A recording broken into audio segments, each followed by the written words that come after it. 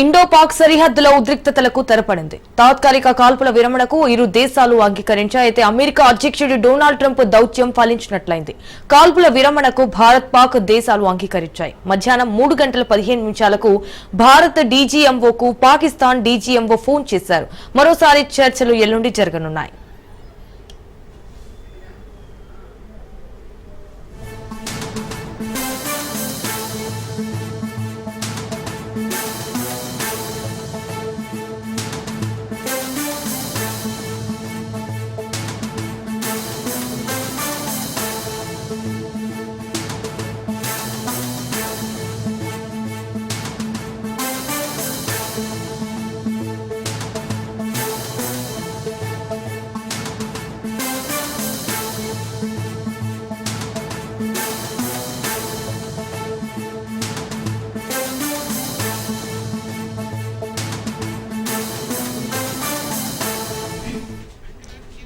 పెహల్గాం ఉగ్రదాడికి మే 7న ప్రతీకారం తీర్చుకుంది భారత్. 1 కాదు 2 కాదు ఏకంగా 9 ఉగ్ర స్థావరాలపై సైన్యం మెరుపు దాడి చేసింది.